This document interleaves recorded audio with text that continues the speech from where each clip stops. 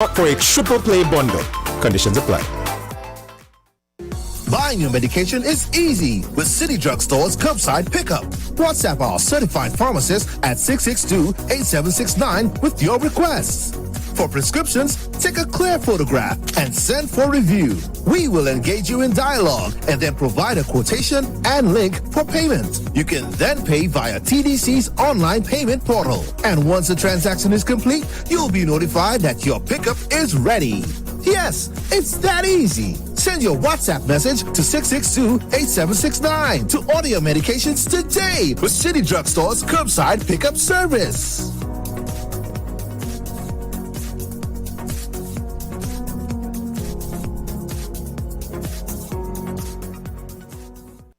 Feel the magic happening. Campari. Taste. Something incredible happens when Campari is mixed just right. Like Campari and orange juice poured over ice. Taste it. Try it tonight. Bitter, sweeter, better. Campari. Must be 18 years and older. Drink responsibly.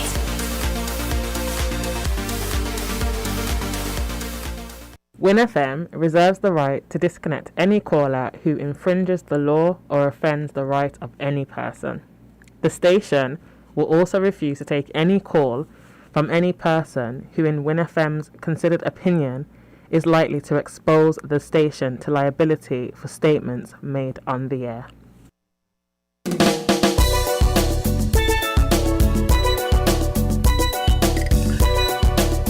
Welcome back to Voices on WINN FM 98.9. Good morning, St Kitts and Nevis, and you're listening to Voices. I'm your host for today, Devon Cornelius, and as I mentioned before we went for that short break, today we will be talking about case management, contact tracing, and the hospital management of the COVID-19 cases right here in St Kitts and Nevis. And we have on the panel Dr. Cameron Wilkinson. He's the medical chief of staff at the JNF General Hospital. We also have Mr. Joseph Markman, who is the team leader for contact tracing, and we have Nurse Mary Keynes, who is responsible for the case management of COVID-19. Good morning and welcome to the studios of WINN FM 98.9. Thank you so much for being here. Good morning. Thank you for having us. Good morning. So let us get this conversation started. Dr. Wilkinson, I wanted to begin with you in terms of providing some information or statistics on the COVID-19 vaccination and how people have been responding to it, particularly parents taking their children out to get vaccinated with the Pfizer vaccine. Thank you very much. Well, we started the vaccination program here in St Kitts and Nevis on the 22nd of February, with the first vaccine being the Oxford AstraZeneca vaccine.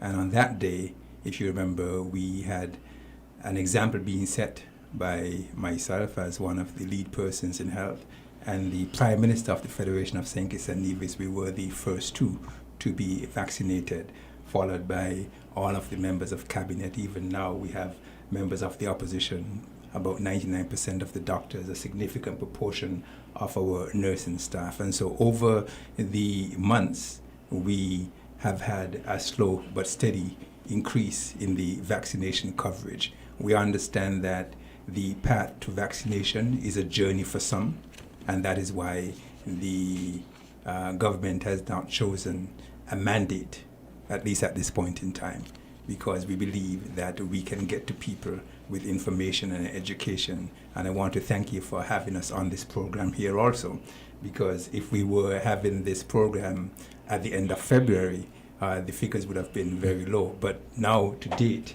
we have delivered 49,318 doses into the arms of persons of the Federation of St Kitts and Nevis, bringing us to having 69.8% of our adults fully vaccinated and 77.1% with at least one shot.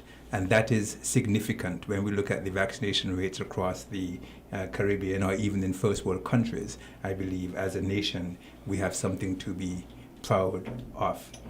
And I'm pretty certain that this weekend we will cross the 70% threshold of having the adults being fully vaccinated. What is good also, if you've been following the thermometer over the last several months, the people who came for their first shot are coming back for their second shot. And so the disparity between the fully vaccinated and those with the first shot, that margin has been narrowing as we move forward, and that is good.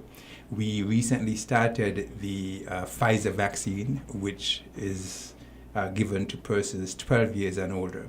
And we have been targeting mainly our teenagers because, right now they're in virtual learning, and virtual learning is not the best thing. I am pretty certain that if you had to do your high school education virtually, I don't know if you would be where you are here today, because there's nothing that beats having a teacher in front of you. And the best way to get out of virtual learning is to have our school children vaccinated. So that program started, and we are moving again slowly but surely. We have 5.9% of the population of children between the age of 12 to 17 fully vaccinated, and 10.4% with at least one shot.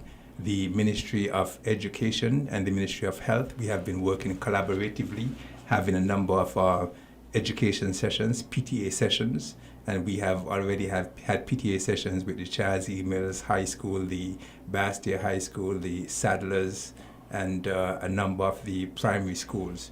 And come next week, we are going to be having date sets where the school children, with the consent of their parents, will be going forward to get vaccinated. And so we are very pleased with where we are with the vaccination program. Thank you so much, Dr. Wilkinson. I wanted to add there as well, or just to use this platform to encourage our listeners and our people here in St Kitts and Nevis to get vaccinated. You consult with your medical doctor, and they will advise you if this is something that you should do, and you should definitely go out and get vaccinated. I know we have a high vaccination rate as it relates to the AstraZeneca, and we're picking up slowly with the Pfizer vaccine.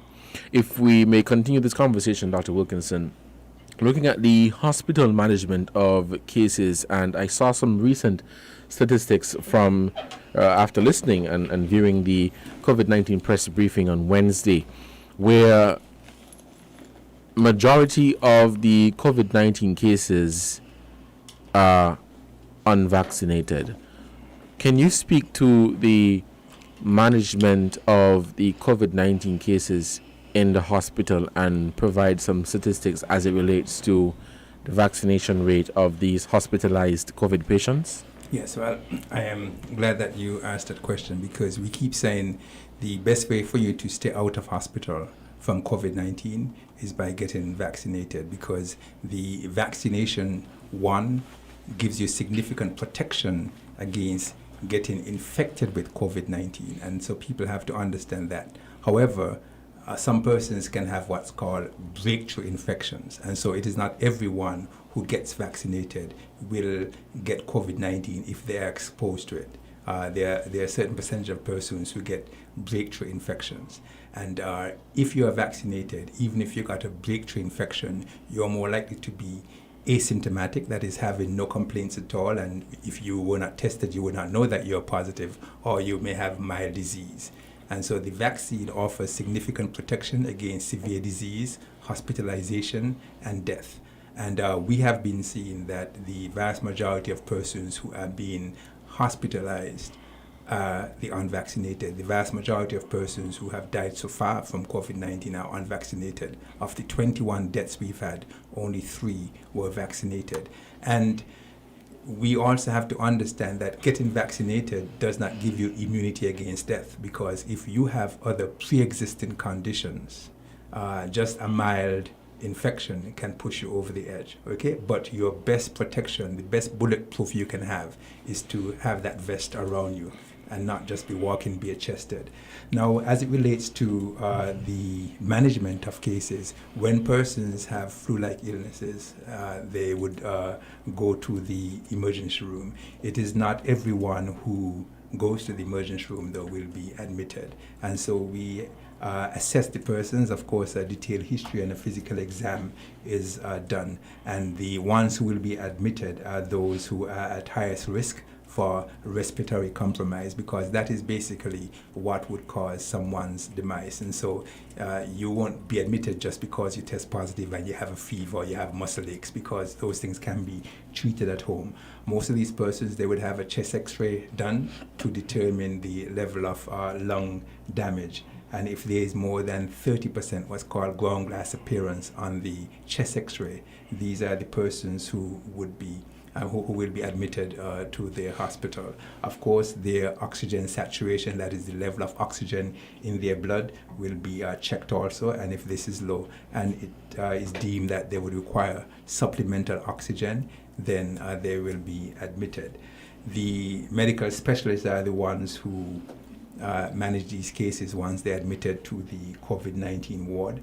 And they started first with a course of steroids, dexamethasone, which is an anti-inflammatory medication to control the inflammatory reaction that will be occurring in the lungs and other organs that are affected. We know that COVID-19 also infections can be associated with clots in various places, and so they're also anticoagulated, given a drug that's called Clexane to thin the blood.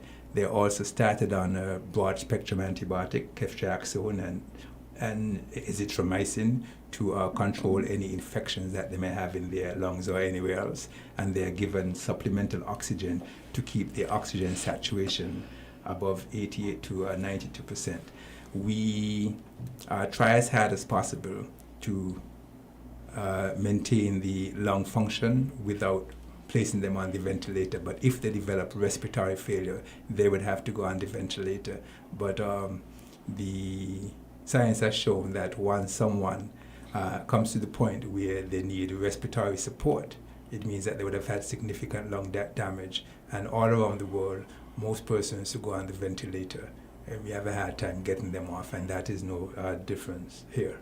I am happy that as of today, on the COVID ward, we had 8 patients, but all of these are not 8 acute patients. We also have persons there who happen to be COVID-19 positive, but can be discharged, but because of the social environment, they are still there. And so if we were to discharge everyone who needed to be discharged, I would say we probably only have about 5 or 6 persons. So as a nation going through this wave, we are doing well. I was happy when Mr. Markman sent the final figures yesterday, and we saw that for the first time in a long time, we had just 14 positive cases, and our active cases, they have been decreasing. Yesterday we had 847, and hopefully when the tile comes out, I'm hoping that we have more good news, because I saw him sent me some figures earlier this morning of a significant number of recoveries that we will be adding. Okay, and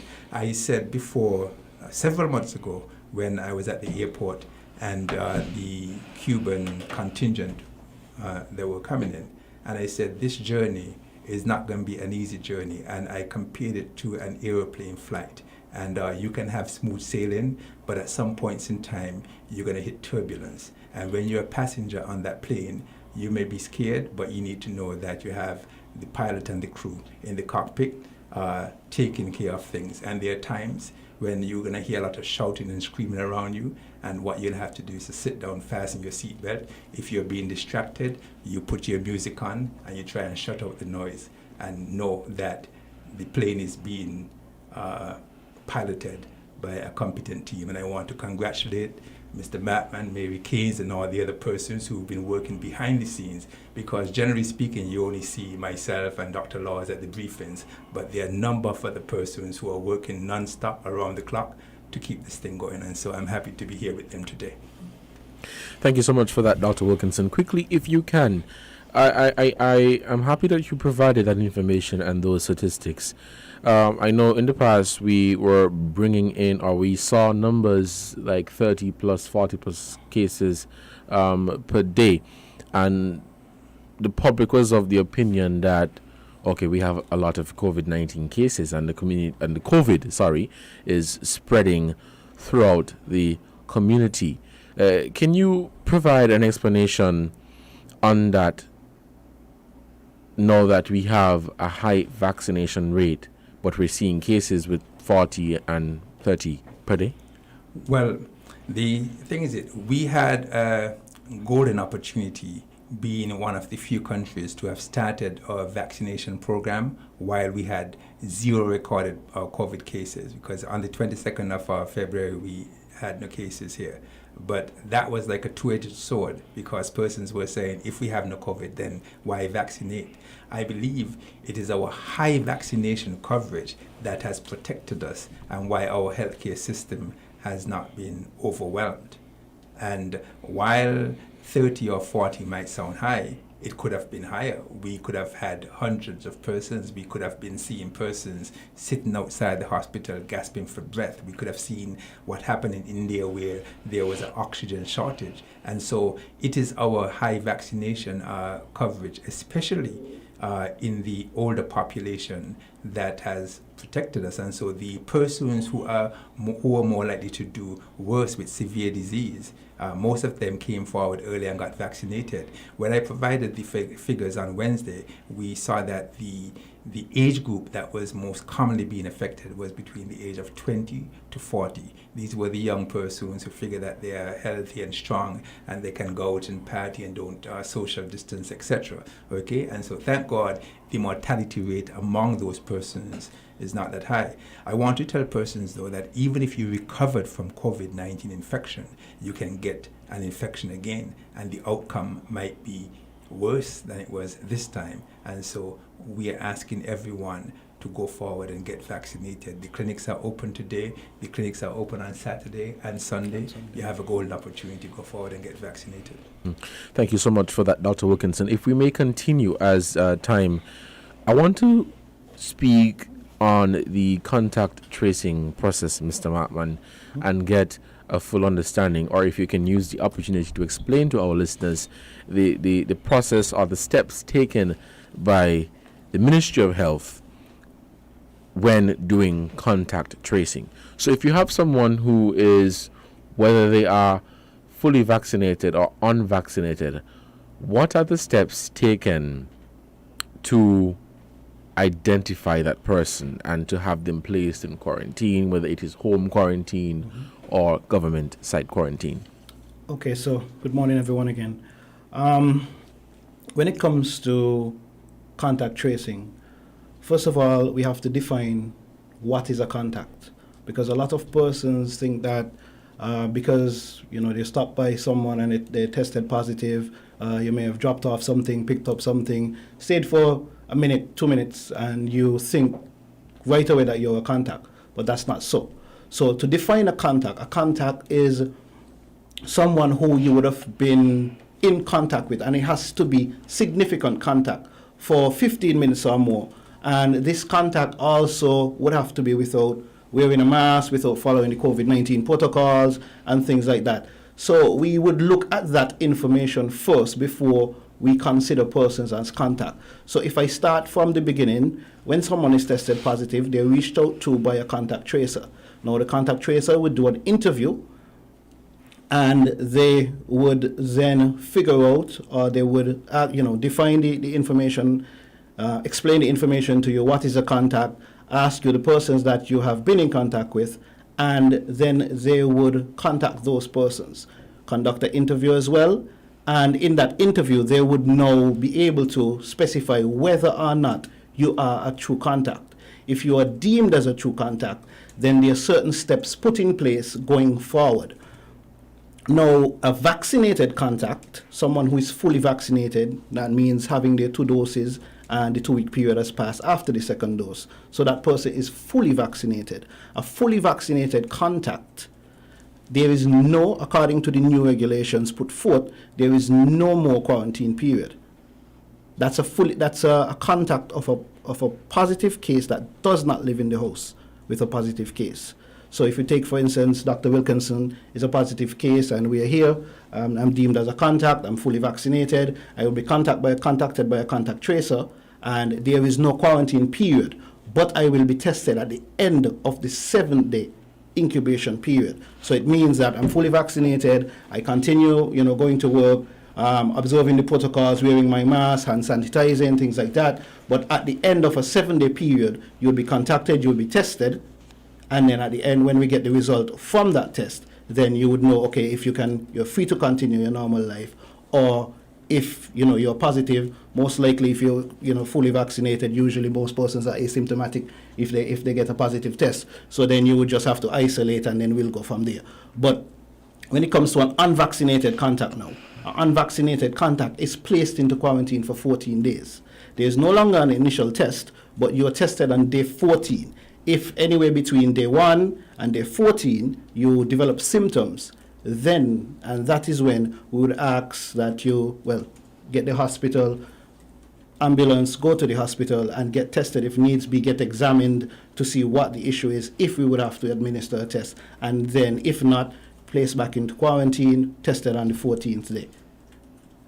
So that's how it goes when it comes to contacts of positive cases.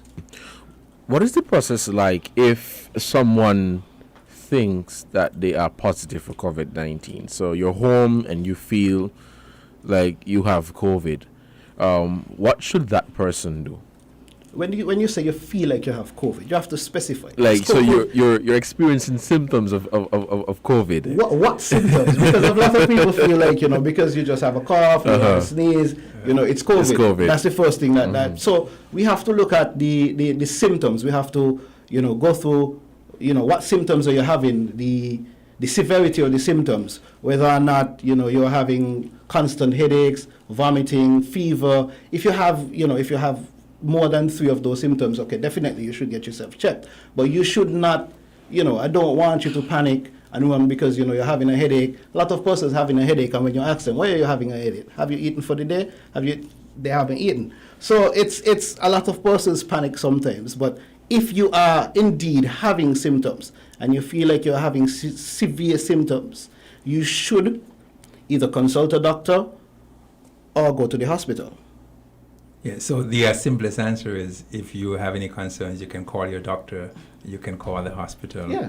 And I guess you wanted to ask about the 311 and whether that is still active also. Yeah, 311 is still active. Okay. And you can still reach out to 311 with any queries and concerns you may have, and then they will direct you as needed. But I mean, if you're having severe symptoms home and you really think that, I'm not feeling well, there's no need to call 311. You call the ambulance and you go to the hospital. Right. As we continue this conversation, I want to talk about the COVID or the case management of COVID cases. Explain how case managers manage their cases. So you're in home quarantine or you're at a government facility. What happens behind the scenes, if you can share that information? Okay, good morning, everyone. And for the case management, case managers are persons who virtually reach out to persons who have tested positive for COVID-19. And we do this via WhatsApp or a telephone call. In reaching out to persons, we ascertain where they're at in regards to if they're symptomatic or asymptomatic. And if they're symptomatic, then the possibility of referral to the hospital is one option based on how severe the symptoms are. We have on our teams medical doctors who we refer to, and they will in turn advise us whether persons need to be transported to the hospital. There are 11 case managers on the team.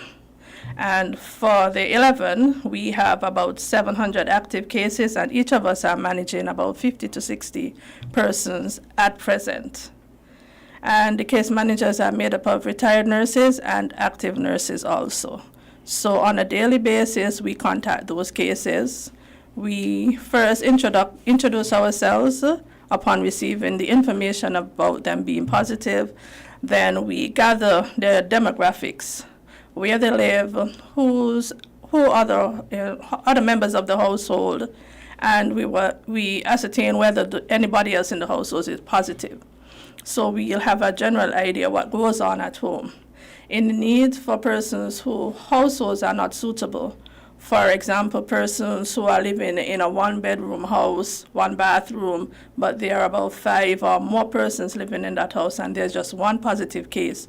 We know the possibility of that infection spreading to the other members of the family. We need to isolate them into a facility.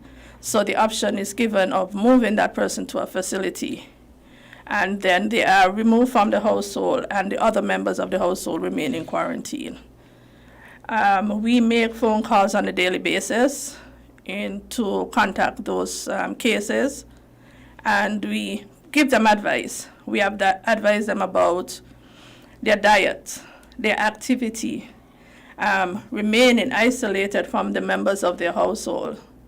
Some persons can find it challenging because you might be a parent with smaller children, and you are a single parent with smaller children, so you are the care provider. Or you might have an elderly relative and you are the care provider in that home. So we try to mitigate issues as they arise within the houses. There are persons with comorbidities. When we do our assessment, we ask about if there are anyone with any health issues, predisposing conditions, and where are they at when it comes to their medication. Do they have a good supply of medication for the 14 days isolation period? If not, we have a system in place where we send a request to the pharmacy and we get that medication issued to them. We also provide social service support in terms of food packages. If there are persons who have been in quarantine for a period, for some persons, they would have left one quarantine period and in an isolation period, so that's an extension. So they would need that social service support in terms of food packages. So we send the information for food packages also. So in a daily basis, it can take your time, but we are committed in assisting persons who are isolated and persons who are at home quarantined with those persons. Ms. Keynes, I want to use this opportunity to say thank you, because sometimes people in general we will stay on the other side of the fence and we would think, oh, it's a simple process as just calling someone. But hearing of the situation, you understand that there's a lot more work to do and there's a lot more in it. So I just want to say thank you. We'll take this break to acknowledge our sponsors, and when we come back, we'll continue this conversation. The phone lines are crazy right now, but we'll try to get in as much calls as possible. And let's take this break and we'll be right back.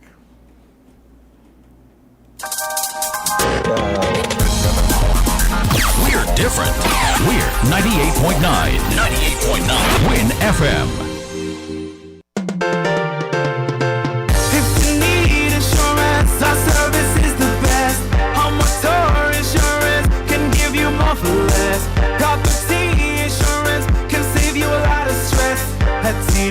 Insurance Company Limited.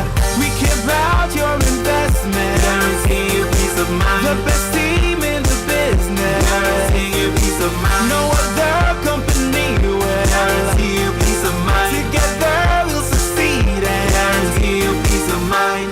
CDC Insurance Company Limited, where you get more coverage for less.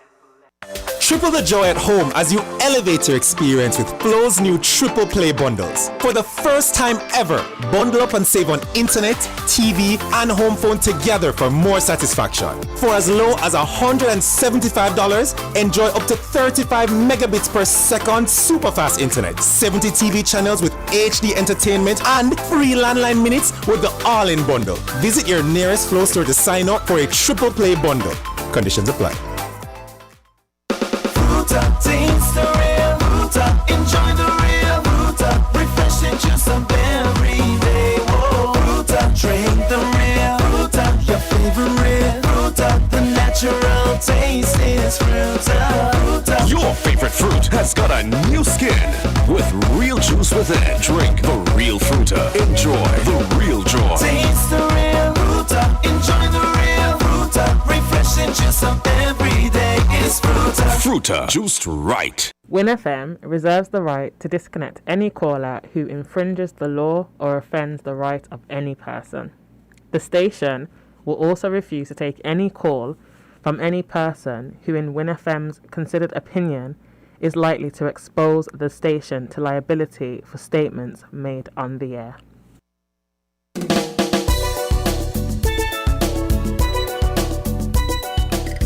Welcome back to Voices on WINN FM 98.9. It is 11:40. We're going to end this conversation at 12 for the headline news. For those of you who are just tuning in, we have in the studio with us today Dr. Cameron Wilkinson, the medical chief of staff, who is also acting as the chief medical officer. We also have Mr. Joseph Markman. He is the person in charge of the contact tracing process. And we have Nurse Mary Keynes, and she is the head for the case managers. Again, thank you guys so much for joining us here on WINN FM 98.9.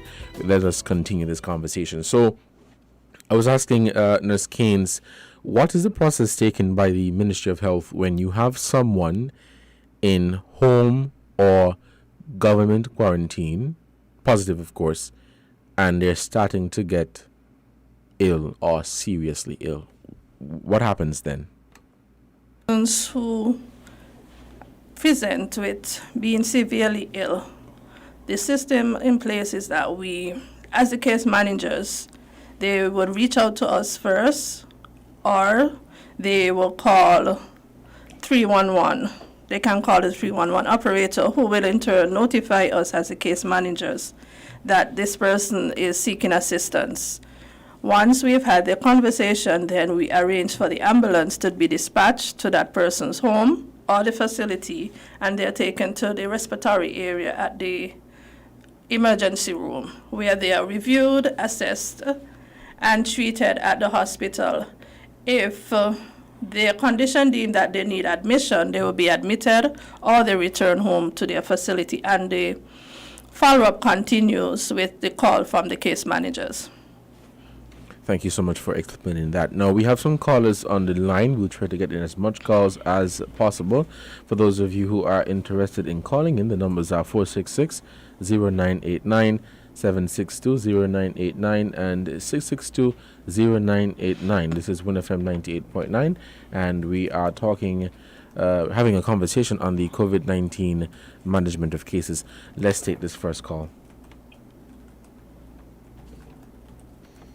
Caller, good morning. You're on the air. Good morning. Hello, caller. Good morning. You're on the air. Hi, good morning.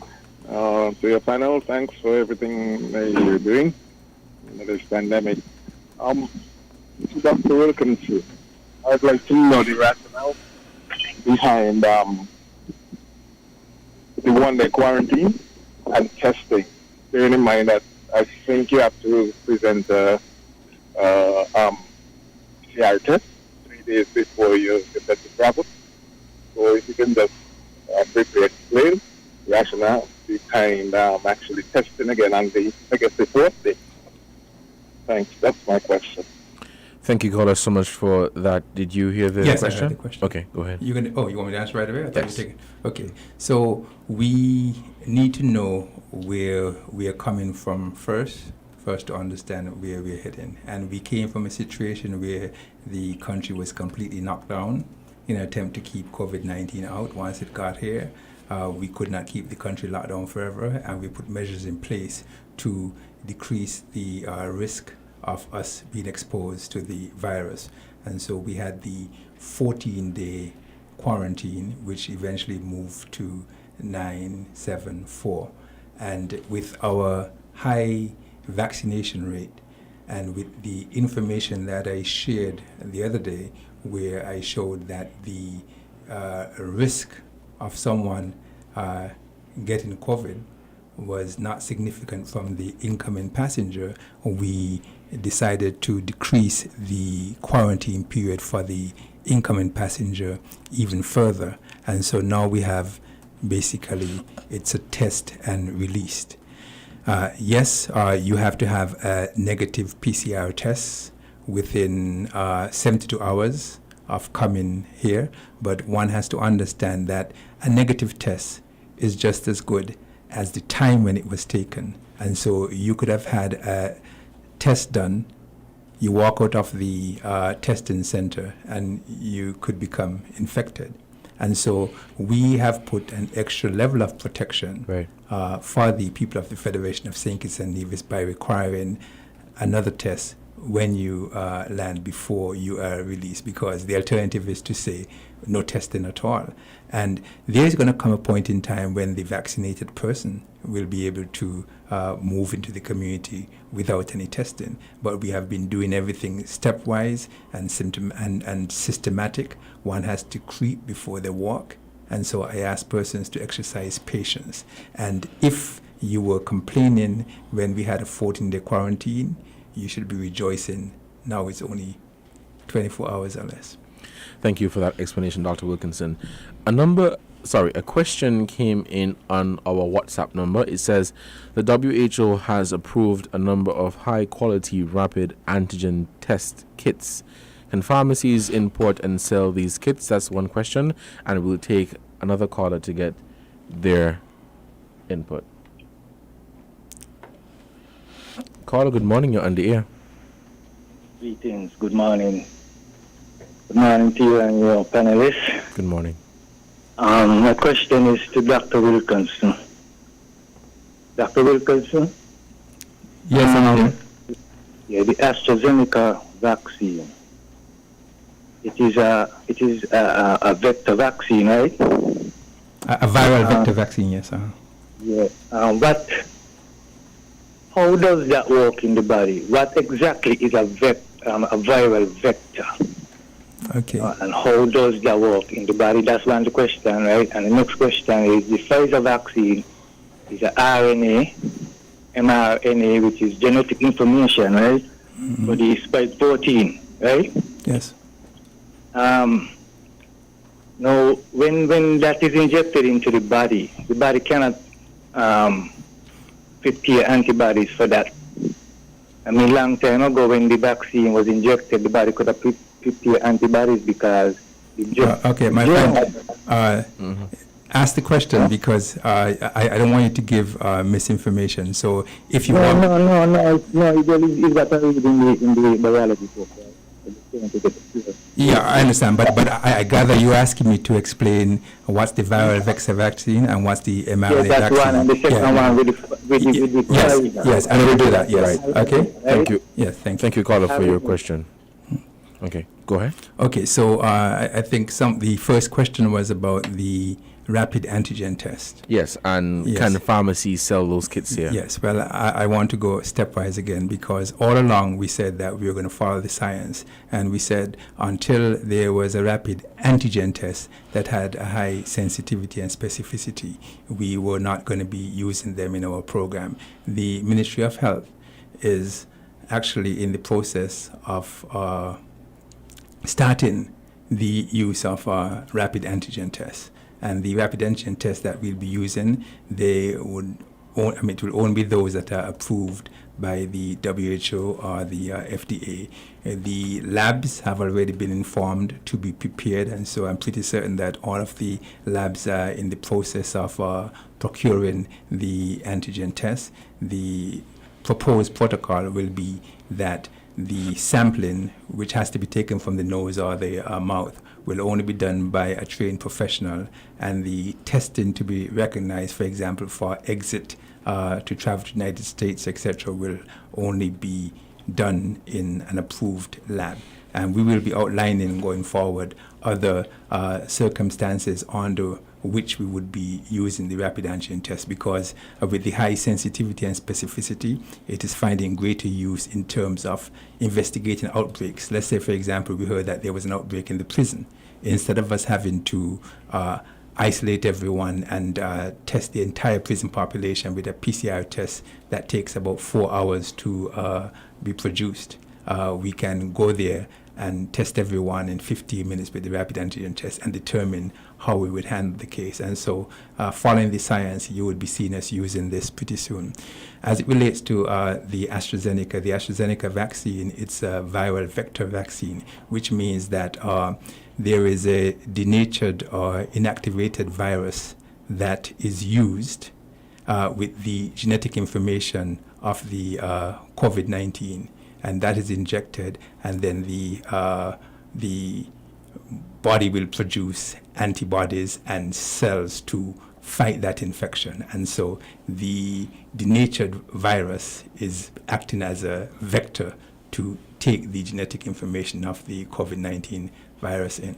Now, with the mRNA vaccine, as the caller rightly said, that is injected into the person, and it causes our cells to produce the spike protein, which is not normal to us. And so when the cells express the spike protein, the person will develop antibodies to fight those spike proteins. And the spike protein is crucial.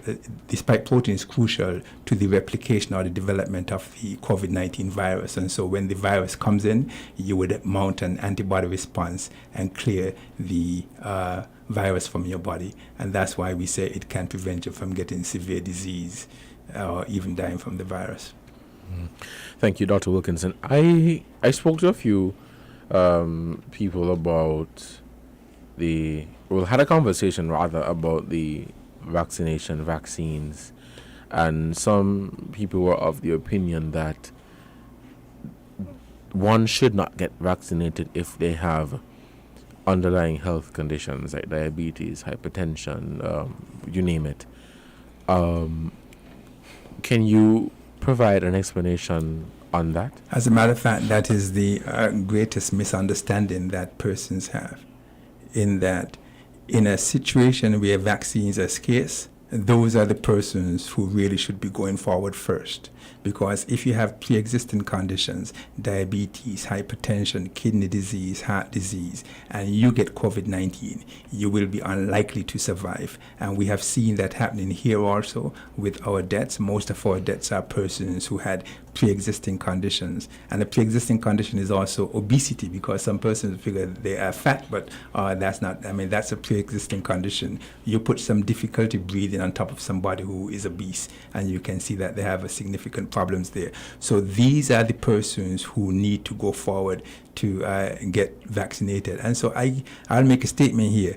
99.9% of the persons out there don't need to go to a doctor for clearance to go and get vaccinated. Based on the information we provide, you can go to the health center right now and get vaccinated, because there is no particular test that the doctor is going to do to tell you that you can be vaccinated. And so if you're diabetic or hypertensive and you're going to your doctor to get clearance to go to be vaccinated, you're wasting your money, because even if they send you for a test for your sugar or your cholesterol, that has no bearing on the decision to get vaccinated. And there are some persons who are being misled with fake information also, and I want to make an appeal, because time wasted can be a life lost. And so if you have pre-existing conditions, you are the ones who need to be in the clinic as early as this afternoon to be vaccinated. What about people who have, or family have a history of blood clots? They have expressed fear of getting vaccinated because perhaps their mother or father suffered a blood clot a few years ago. And I understand that fear, but one of the drugs that I mentioned when I spoke about the management was Clexane, which is a blood thinner, because persons who get COVID-19, the risk of blood clots is significantly increased. And that is why they have to be anticoagulated when they go to the hospital. And so if someone is concerned about blood clots, then it means that they should go and get vaccinated, because the risk of getting a clot from the vaccine is minuscule. But your chance of catching COVID-19 while we have COVID-19 here is high. And if you catch it, your risk of developing a blood clot is significantly increased. And the same way, for example, you can get a blood clot if you go on a plane from here to New York, and that doesn't stop persons from traveling. Mm-hmm. We have a call on the line. Let's take this call quickly. Caller, good morning. You're on the air. Yeah, man. Greetings again. And give thanks for the answer, doctor. But he opened up another question in my mind, right? In both cases, with the Pfizer and the AstraZeneca vaccine, would you say the body is exposed to that information, the genetic information of the coronavirus, so that it could build up its own antibodies towards it? Because if the vector carrying it, then the body going to build up a resistance towards the vector and not to what's in it. You know, with the RNA, with the RNA, you don't have an organism. You know what I mean? So there is nothing to build up no antibodies towards. No, the other part what confusing me, when the body make them spike proteins, where them proteins going? Because the body don't just make proteins for making proteins sake. So could you explain where those proteins going? Give thanks. Thank you, caller, for your question. Yes, when the body makes the spike proteins, that is when the antibodies will be developed, see them as foreign, and eradicate them.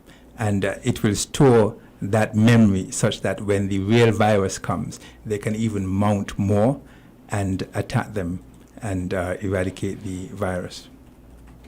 It is 11:55, so we're going to begin wrapping up this conversation. I think we were able to touch on all the areas we wanted to: contact tracing, case management, hospital management, and thank you so much for providing those explanations on the vaccine, Pfizer vaccine, AstraZeneca vaccine, and of course encouraging people to get vaccinated.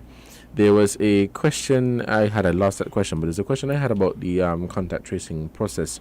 You did explain that for someone who is unvaccinated and they are deemed a contact of a positive case, can you explain how difficult it is to really identify a contact? Because you did mention that there is an interview process where you would ascertain from that individual how long they were around the person, if they were wearing a mask, and to be honest, sometimes people lie.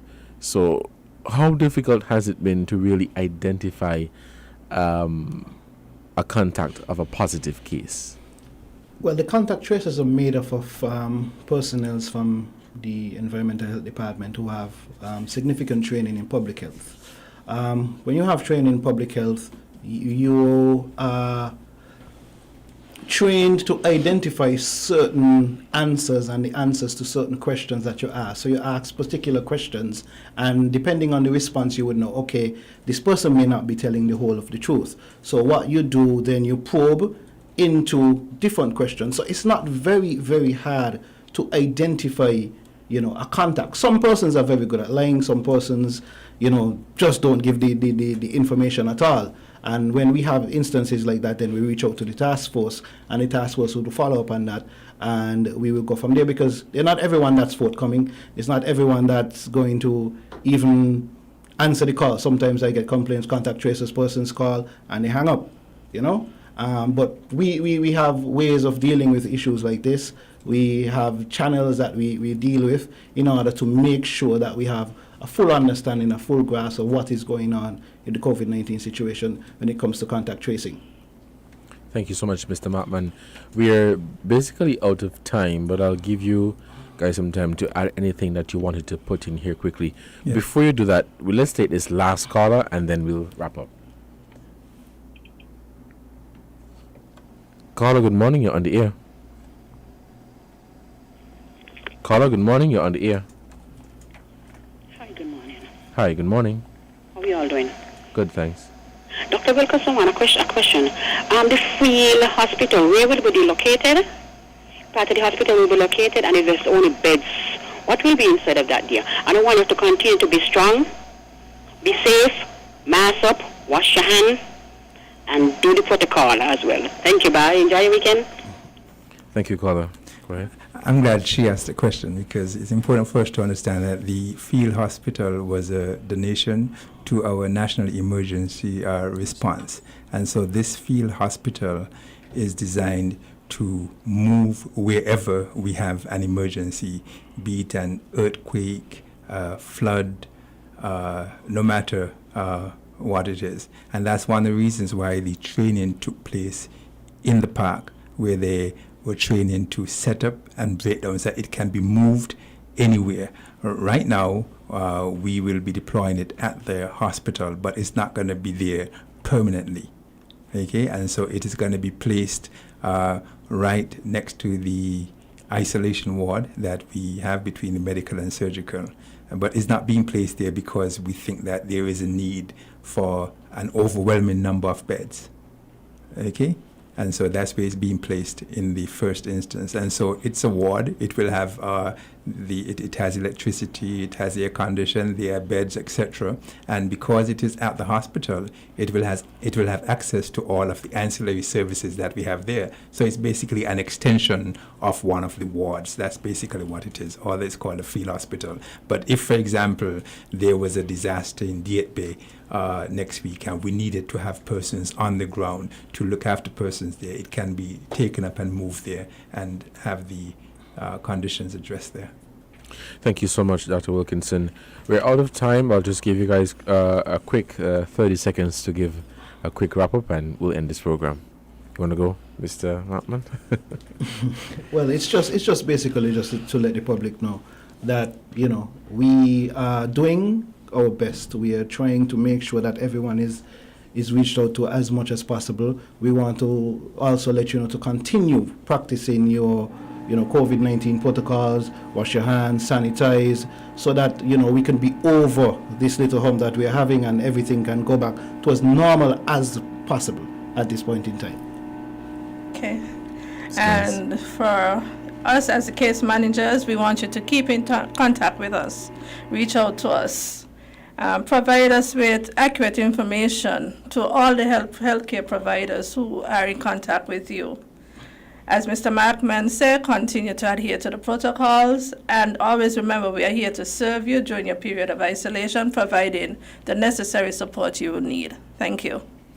Dr. Wilkinson. I just want to end by saying that we might be in different ships but in the same storm, and I want to send a message out there to every politician, every leader, every person who has a platform that they need to send a clear and unambiguous message that the vaccines are the best protection we have, that the vaccine save lives. It can't be that I am not against vaccination, I am for it. Must be a clear and unambiguous message because persons are listening to us and they are looking to us for guidance, and the life you save might be a family or a friend or even your own. And so let us be clear with this message.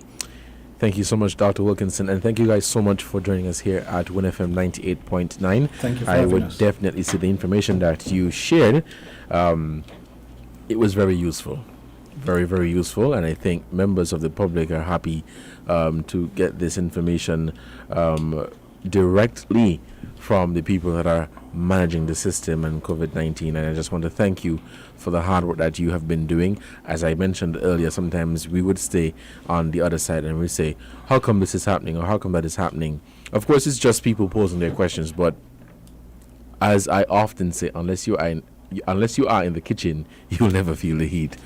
Thank you guys so much, and I wish you nothing but the very best. This has been Voices on WINN FM 98.9. We'll pause now for the headline news, and when we come back this afternoon, we'll continue Voices for Friday, October 15, 2021. I'm Devon Cornelius. Stay tuned to WINN FM 98.9.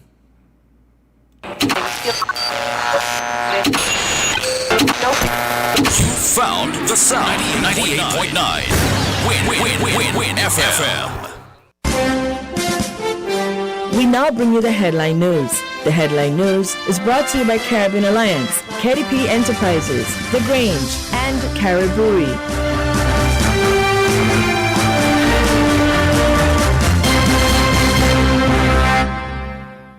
We are faced with tough decisions every day, but choosing the right home or motor insurance shouldn't be one.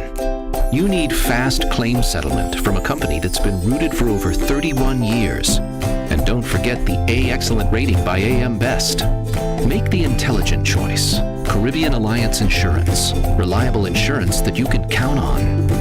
Get a quote today for your home, motor, contents, and liability insurance needs, and make the intelligent choice. Caribbean Alliance. Tomorrow secured. Local agents, Dalil Walwyn & Co. Limited. Telephone 465-2631 or 469-5303 for the Nevis office. Shipping your cargo shouldn't be a hassle. It can be as easy as a single call to Amerijet International, your worldwide cargo transportation solution. We provide all the services you need to ship your goods anywhere in the world, whether your shipment is fresh, frozen, large or small, alive or hazardous. You can count on Amerijet to deliver it safe and sound. Amerijet International, by land, sea or air, we get it there. For more information, visit us online at www.amerijet.com or call us at KDP Enterprises at 466-9595. Did you know that the Grange Healthcare Facility is the first purpose-built, non-governmental healthcare organization on St Kitts?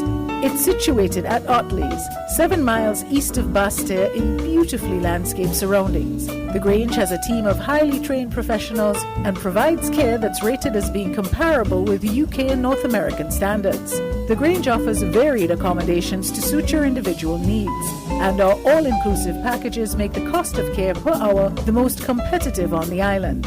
Services include convalescent care for all ages, daycare facilities for older adults, rehabilitation services, and training and continuing education for healthcare providers.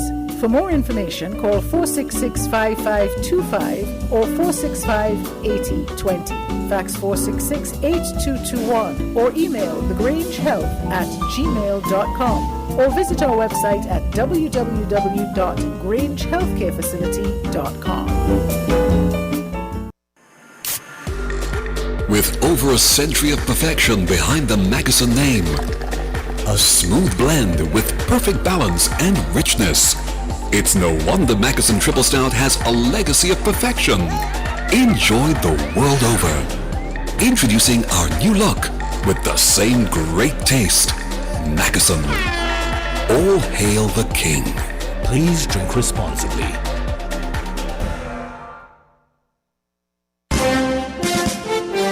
That was the WINN FM Headline News.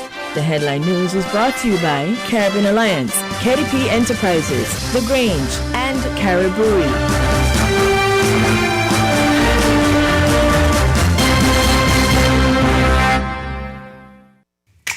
Maybe it's the way the brilliant gold liquid reflects our sunshine, or how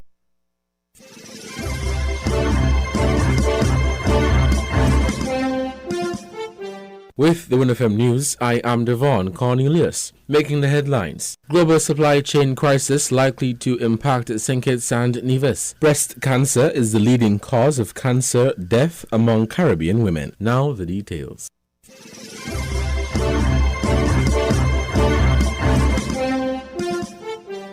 National Disaster Coordinator Abdia Samuel is urging citizens and residents of St Kitts and Nevis to properly manage their use of supplies following news of the global supply chain crisis currently being experienced. Around the world, ports are congested as a result of the rapid rebound in demand for commodities and goods as the global economy rebounds from the COVID-19 pandemic. Shipping costs have greatly increased and companies shipping goods are struggling due to the shortage of available ships and containers. This has resulted in prices going up for consumers across the world. There are man-made events and other events that can create many challenges that can lead to crisis. At present, around the globe, there is a global supply chain bottleneck. And as the National Disaster Coordinator for the National Emergency Management Agency, I want to advise you to ensure that you manage your resources and supplies that you have at present until the global community finds a solution to this challenge of the supply chain bottleneck.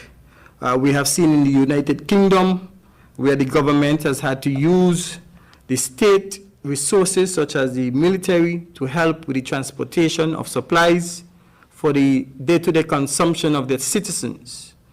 And we also see that in the United States, Los Angeles Port, one of the busiest ports, have adopted a 24-hour, around-the-clock work schedule to help with the bottleneck. St Kitts and Nevis has not been affected by the global crisis, but Samuel stressed that the potential to be impacted by the delay of supplies as a country that relies heavily on importation of supplies for daily consumption is likely.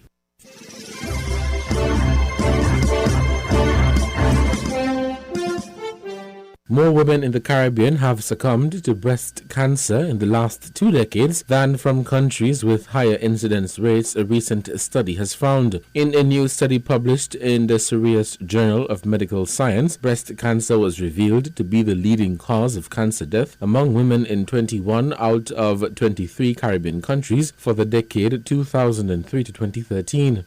According to the study, the Caribbean suffers higher mortality than that of Africa, North America, and Europe. In 2020 alone, a total of 15,000 new cases of breast cancer patients were recorded in the Caribbean, and 5-year prevalence of 219 per 100,000. The disease has been the second leading cancer in the Caribbean after prostate cancer. Several recommendations have been laid out to curb the rates of Caribbean women developing or succumbing to breast cancer. The study revealed that there needs to be an implementation of national screening programs combined with education initiatives to promote breast cancer awareness. Early disease detection has apparently shown a significant effect on mortality rates, contributing to decreased mortality rates in screened populations where incidence is higher than in the Caribbean. Comprehensive breast cancer control involves prevention, early detection, diagnosis and treatment, rehabilitation, and palliative care, the study said, adding that more education on palliative care may improve disease outcomes through resource-stratified palliative care training for Caribbean healthcare providers. There also needs to be standardized monitoring and reporting of outcomes through state-of-the-art cancer registries and variability in the standard of care to accurately capture the true status of breast cancer in the Caribbean. The study has also suggested looking into the genetic and ethnic predisposition of breast cancer, as the Caribbean community CARICOM has approximately 83% Afro-Caribbean people, 6% East Indian, 9% mixed, and 2% others.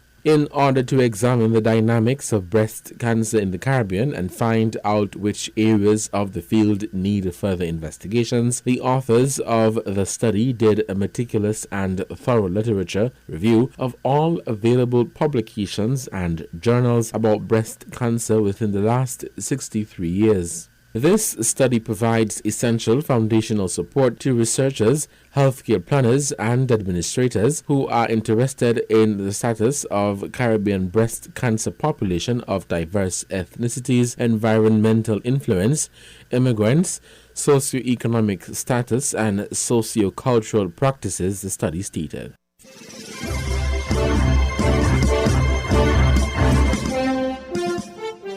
The Caribbean Community CARICOM Secretariat is advancing efforts to achieve clearer alignment, coordination, and harmonization of standards for the teaching profession in the region. On October 8, 2021, more than 150 education stakeholders throughout the education ecosystem met in a virtual forum titled Quality Teaching and Learning, Conclave of Best Practices in CARICOM member states. The discussion saw a robust exchange of ideas for the professionalization of teaching and for quality learning in CARICOM. It formed part of the implementation of the project Fostering Educational Quality in CARICOM, establishing regional standards for educational practices, supported by the government of Japan through the Japan CARICOM Friendship and Cooperation Fund.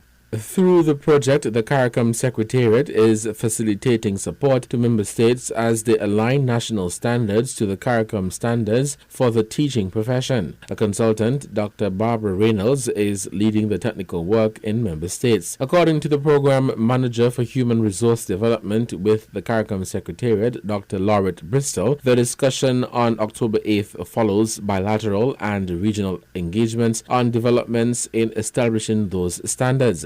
They revealed that member states and associate members are making significant strides, but at varying levels of progress, with Jamaica as the forerunner. It has established a teaching council that is responsible for standard setting and the regulation of the profession, targeted professional development, and guiding policy formation in relation to the well-being of teachers. Dr. Bristol recalled that in 2010, the Council for Human and Social Development, COSD, COHSOD, commissioned the CARICOM Task Force on Teaching and Teacher Education to develop a regional framework to establish teaching councils at the national and regional level.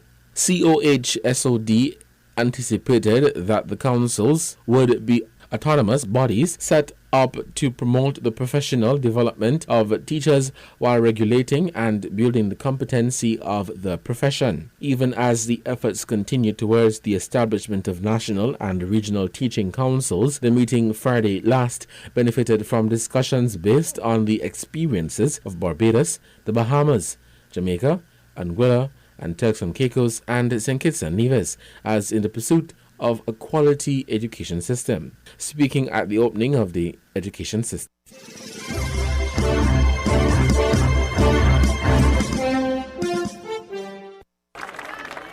COVID-19 health passes became mandatory for all workers in Italy from Friday, but the measure didn't go down well everywhere. At the major port of Trieste, some labour groups had threatened to block operations in protest against the rule. The situation appeared largely calm, with some workers demonstrating. It's a legalised form of discrimination, nothing else. It's not a health regulation. It's just a political move to create divisions among people. Prime Minister Mario Draghi's cabinet approved the rule last month. It makes it obligatory from October the 15th for all workers to either show proof of vaccination, a negative test, or recent recovery from infection.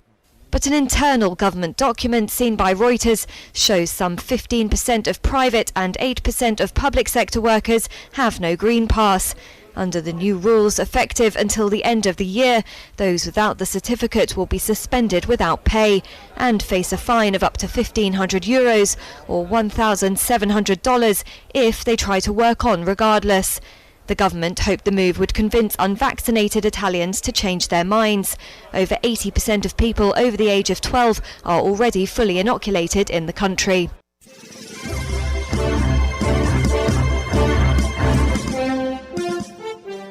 Former U.S. President Bill Clinton has been hospitalized for 2 days with an infection, but has responded well to treatment, according to his doctors on Thursday. Clinton, now 75, was admitted to a medical center in Irvine, California on Tuesday. His spokesperson said it was not for a COVID-19 infection and added that, quote, he is on the mend, in good spirits, and incredibly thankful to the doctors, nurses, and staff providing him with excellent care. The former president went to the hospital after feeling fatigued. CNN reported he was later diagnosed with sepsis, an infection of the bloodstream. Clinton's physicians said in a statement he's responding well to antibiotic treatment, but will remain hospitalized for monitoring. Clinton, a Democrat who was president from 1993 to 2001, has had past health issues. He underwent heart surgeries in 2004 and 2010, but his doctors have assured his latest stay is not related.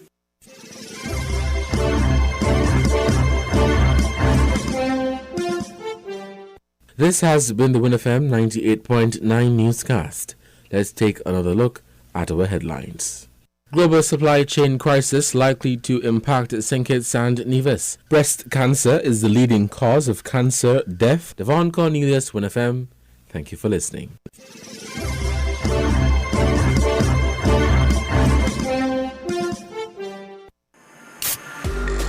With over a century of perfection behind the Magasin name, a smooth blend with perfect balance and richness.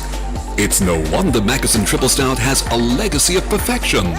Enjoyed the world over. Introducing our new look with the same great taste. Magasin. All hail the king. Please drink responsibly. Did you know that the Grange Healthcare Facility is the first purpose-built, non-governmental healthcare organization on St Kitts? It's situated at Otley's, 7 miles east of Basseterre in beautifully landscaped surroundings. The Grange has a team of highly trained professionals and provides care that's rated as being comparable with UK and North American standards. The Grange offers varied accommodations to suit your individual needs, and our all-inclusive packages make the cost of care per hour the most competitive on the island.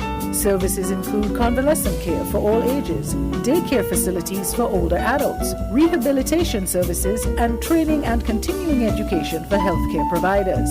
For more information, call 466-5525 or 465-8020. Fax 466-8221 or email thegrangehealth@gmail.com or visit our website at www.grangehealthcarefacility.com.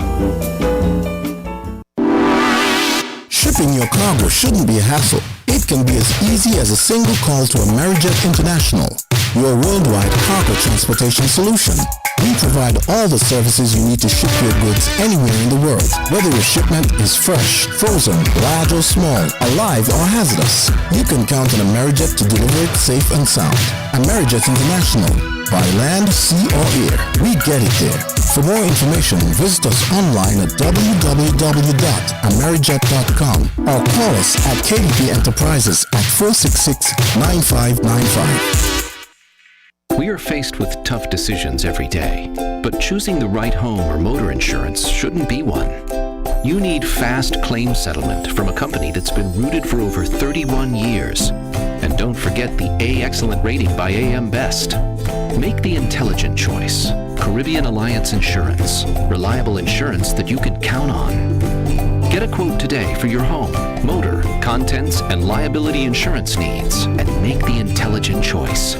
Caribbean Alliance. Tomorrow secured. Local agents, Dalil Walwyn & Co. Limited. Telephone 465-2631 or 469-5303 for the Nevis office. We're different. We're 98.9. 98.9. WINN FM.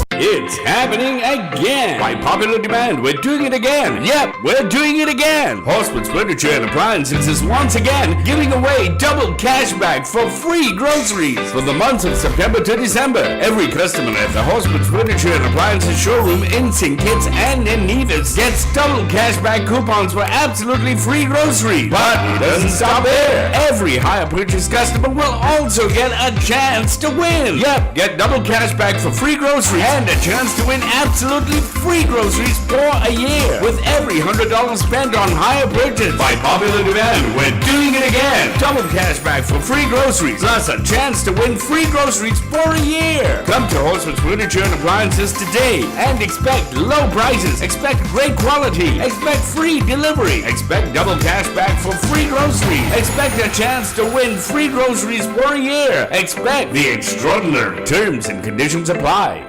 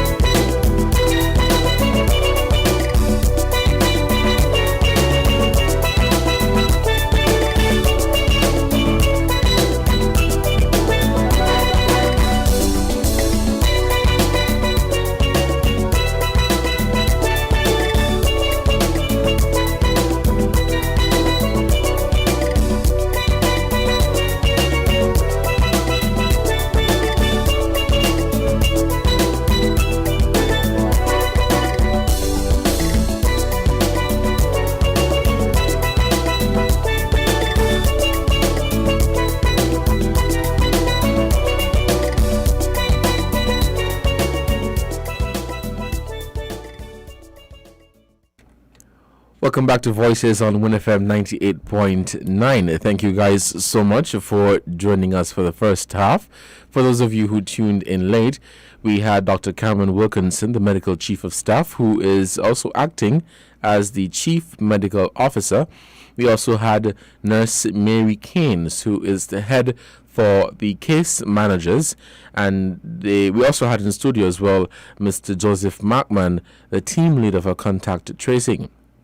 And the conversation was surrounded around COVID-19 case management, the hospital management of cases, and of course Dr. Wilkinson used the opportunity to provide some information on the AstraZeneca and Pfizer vaccines. And Mr. Markman spoke to the contact tracing process. This afternoon is open air, so I'm going to give you the opportunity to call in and to pose whatever topic you would like to bring up. If you would want me to continue from where we left off with the information that was provided by the medical professionals in terms of contact tracing, COVID-19 case management, vaccine information that was provided by the good doctor. But this afternoon is an open year, and you can call in and have your voices heard. I'm Devon Cornelius, and this is Voices on WINN FM 98.9. Let us have this ad played quickly to say thank you to our sponsors, and when we come back, we will continue Voices.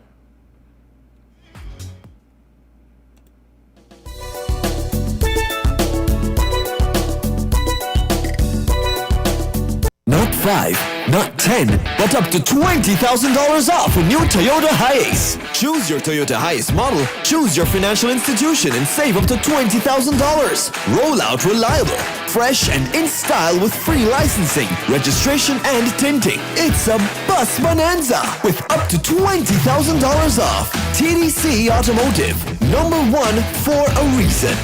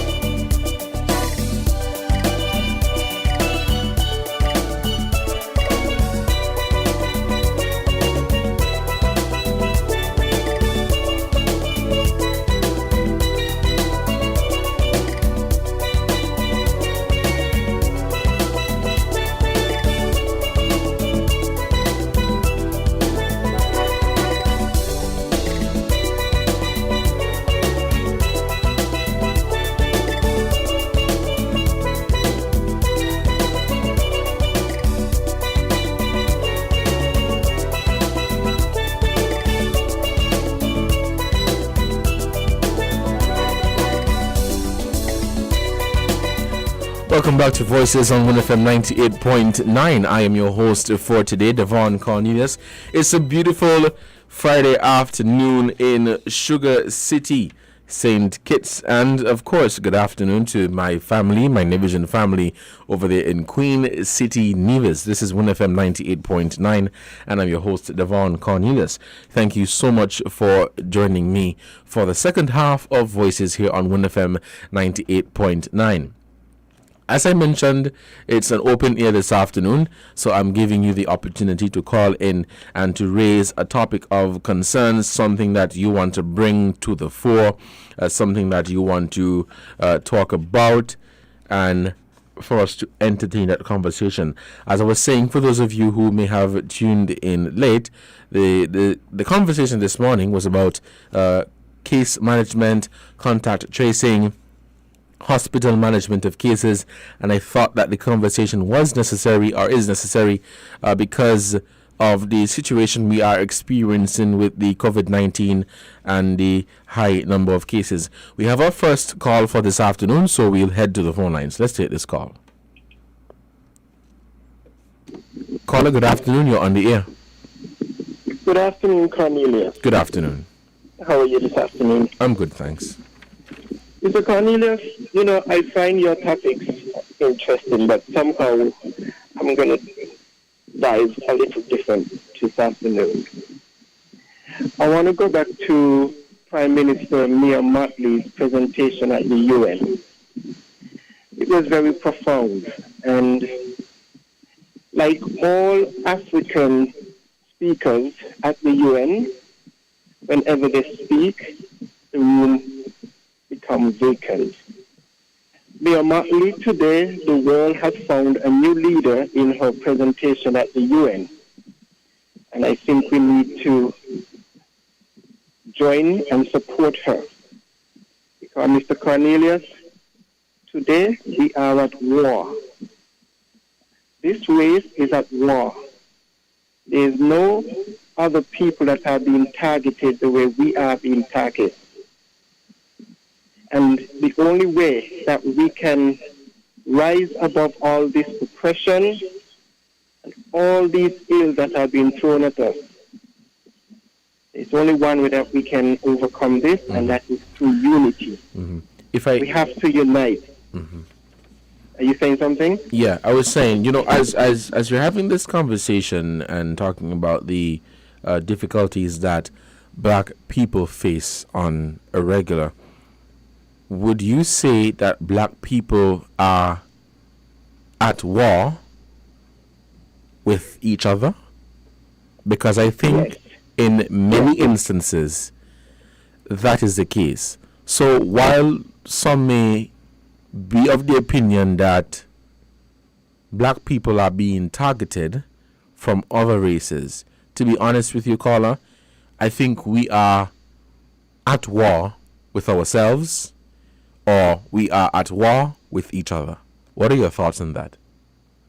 Yes, that might be so, but this is by design, and it is also of lack of knowledge. Cornelius, what we don't know, and for those of us who don't know, before, and I can't emphasize the word before they came to us, we had everything, Cornelius. I throw out some time before, and you can Google this for yourself. 1835 was an observation made by an English politician named Lord Macaulay. Before he came and made that observation on the continent of Africa, we were a people that didn't have a prison in our communities. We didn't have a police station. We had nothing of the sort. And this was happening for decades. Mr. Cornelius, you and I being down here today in these parts, this that where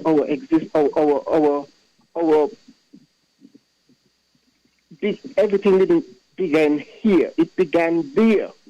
Now, for whatever reason, why and how we came down here, whether it was for a reason, whether it was allowed by the Most High for a reason, we were broken.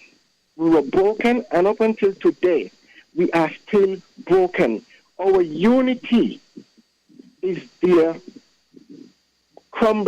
their misery that they have placed upon us. They know it. I mean, seriously, Cornelius, let us just analyze and see how divided we are. Who divided us? Who broke us? Because you Google that letter from Lord Macaulay and found out where we became broken.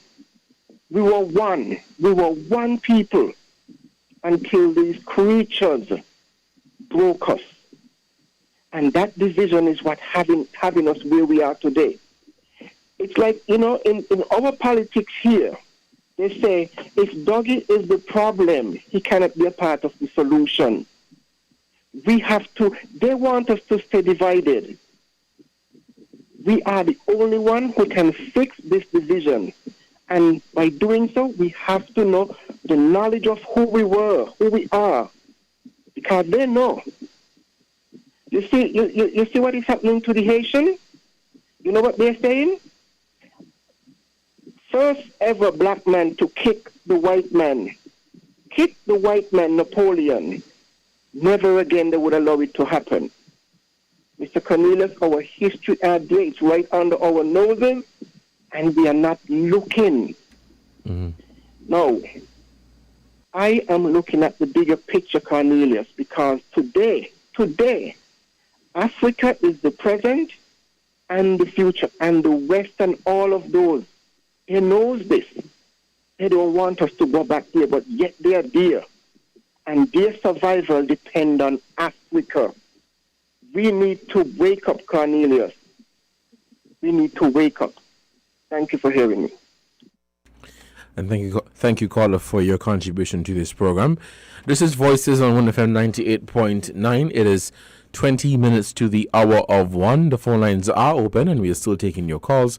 For those of you who are interested in calling into this program, you can call us at 466-0989, 762-0989, and 662-0989. We also have the WhatsApp number where you can send us a WhatsApp at 662-2204, 662-2204.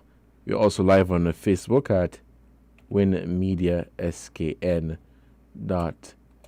Caller, thank you for your contribution to this program.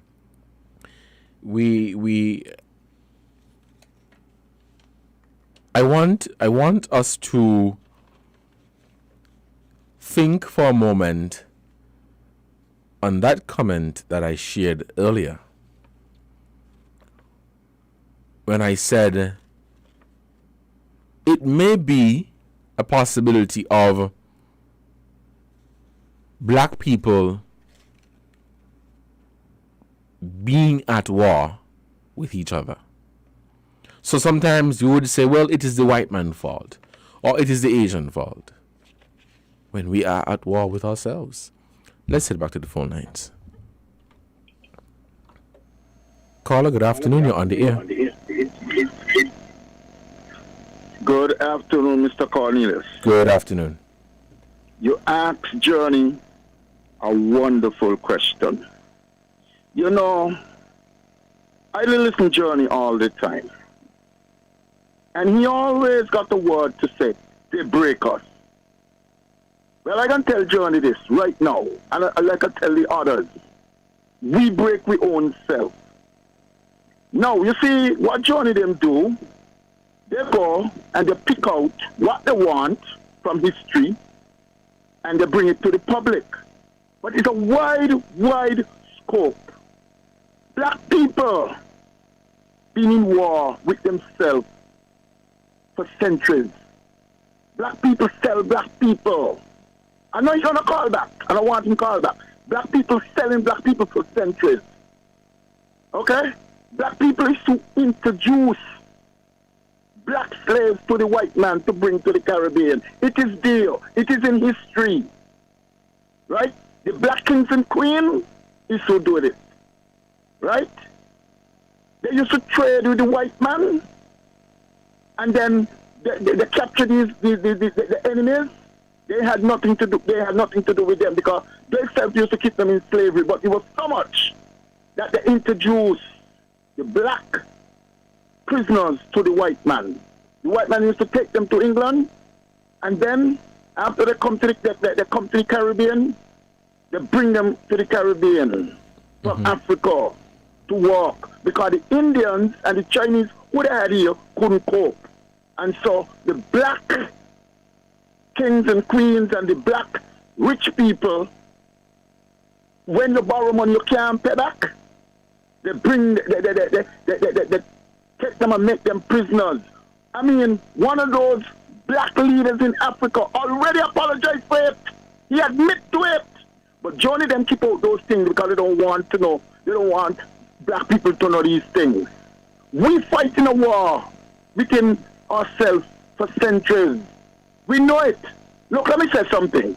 You ever hear the black activists, when a black man kill a black man in Jamaica, when a black man kill a black man in England, when a black man kill a black man in America or in the Caribbean, do you ever hear them hit out and tell the black man, look, done with it. Stop killing our black brothers. Yeah. We're supposed to live together. You ever hear them do that? No. You know what they just say? Well, it's black people will be and be inherited from the white man. That is the alibi. Look, Marcus Garvey, tell us, this is our own problem to our problem. Black people, he tried to see what he could do to black people. And black people used to bring along Marcus Garvey. But they try to pick out what they want, and they bring what they want. Look at Africa. White people, you could say white people, if you got what's going on in Africa today? Huh?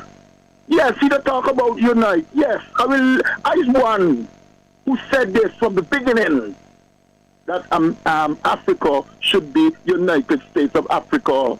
But because of greediness and war, every nation in Africa, nearly every nation in Africa fighting against one another. Look at Boko Haram. Look at all the others. Tell Johnny I say, talk the truth, and we will follow him.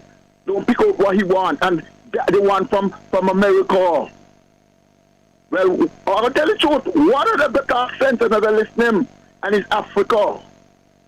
And I will listen to Kalunji too, because sometimes he talk the truth. But Johnny, he does mislead us too much. Tell him to come with the truth, and we're going to listen to him. Thank you. Thank you, caller, for your contribution to this program. You know, when we look at this situation even more of black people being at war with other black people, it is as simple as a black person, you may own a business. You grew up humble beginnings. You were poor. Your parents didn't have much. And so you barely made it, or you're barely making it in life. And now you're owning a business. You're trying to do right. You're trying to do good. And most people, you're trying to please society. And do you know, when you start to receive the hatred, the backlash, the fight down, is coming from the same black people. Let's head back to the phone lines. Caller, good afternoon. You're on the air. Yes, Cornelius. Now, to the responder, I have always said that there are those on the continent who are involved in us being sold. However, it was amplified by those who are ruling the world today. By that I mean, they want us to believe that our own people sold us. And this can go back to what is in the scripture with Joseph's brother selling him. But the narrative behind that story of Joseph is that Joseph was sold by his own brothers as a slave into Egypt. But who Joseph became? What did Joseph become? He became the governor of Egypt, to save lives. Today, we have many Josephs in America, in Europe, what are they doing? We have a continent to build, Cornelius, a continent that is yours and mine. Yes, things have happened. Brutal things happen. You know, blood was spilled. Blood is still being spilled today. But we are separating ourselves from our birthright. And let me say this, Cornelius. The scripture says, in the last days, he's going to gather up his people back to the land of their forefathers. Do you know where that land is, Cornelius? The land of our forefathers is where civilization began with all of us.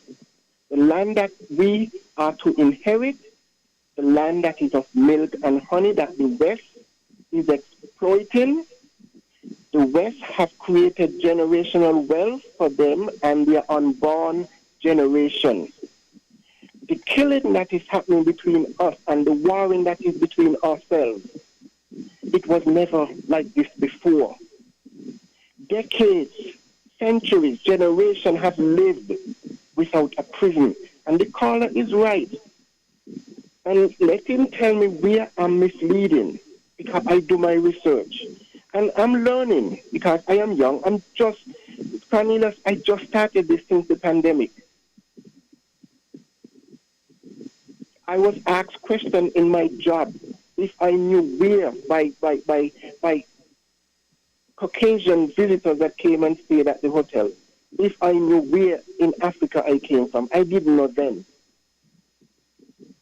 I just started, Cornelius, but I always had questions, even by reading from the Bible, because there's a lot of things that is in there that does not make sense. Cornelius, I can guide you to things that they place in the Bible to create false evidence appearing real, fear in us, to keep us just where they have us. Now, I know those are those who are going to call in and talk about, oh, God is good and God. Which God are we referring to? Because, Cornelius, there's a lot of things. Now, let me just say this, just briefly. Cain killed his brother Abel, right? And what the Bible teaches us, that God came down and he called to Cain and asked Cain, where is his brother? The Most High would have never asked Cain, where is his brother? Why? Because the Most High knows everything, nothing escaped him. So you see, they gave us a God that always came down. When they were building the Babel Tower, the God came down to see. When Adam and Eve became naked, the God came down and called. Which God are we referring to? The Most High does not need to come down to see. This is the God of those who colonize us and broke us. And for the caller, let him do his own research. Google Lord Macaulay's letter to the British Parliament in 1835, the 2nd of February. Let him do that.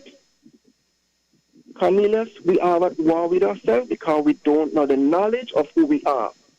And until we unite, we will cripple this misery that these people have put us under. And you see this thing that they give us about the gospel? It is a gospel. That is what we are under. We are under their gospel. And for those who want to call it and quote the scripture, because I'm waiting on my favorite elder, I want to throw this out to her. That's Mrs. Henry. They gave us in the book when Jesus was born. Can Mrs. Henry or anyone who is listening to me right now tell me if there's a date for when he died? They told us he born on the 25th. Can anyone tell me when did he die? And he rose on the 3rd day. Thank you for hearing me, Ms. Cornelius. And thank you, caller, so much for your contribution to this program. It is just about 8 minutes to the hour of 1, and the phone lines are still open. We're still taking your calls here on WINN FM 98.9. The numbers are 466-0989, 662 and 762. You can also send us a WhatsApp message at 662-2204. You're having this conversation of black people against black people, white people against black people, and I'm leaning towards the side really of black people really being against each other. And I spoke about, as simple as having a business, and your fellow brothers and sisters, your black brothers and sisters, are hating on you because you're doing well in life. Let's head back to the phone lines. Okay, we seem to have lost that caller. You can call us back when you get a chance to. So you're doing well in life. You're trying to do right. You're trying to live right. And your black brothers and sisters are hating on you because you're a bit too successful, because you're a bit too well known, because you're a bit too out there.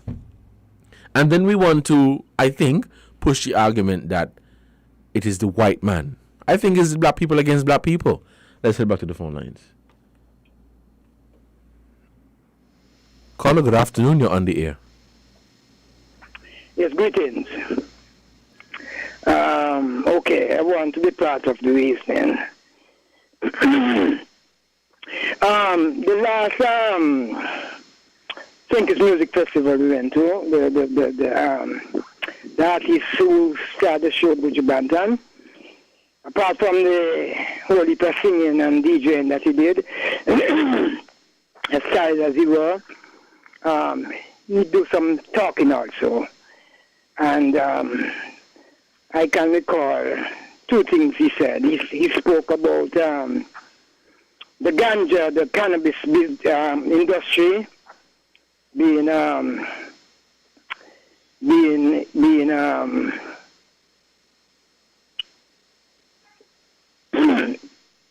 cannabis industry being dealt with, and he hoped that people who are dealing with ganja from them times will be part of it. He also spoke about the death, the killing of Ras Zambo, one of our best farmers at the time. Ras Zambo, Imhotep, Noel, Heat. Now, I sat there to say, it is not no white people that murdered Zambo. Zambo was murdered by black hands.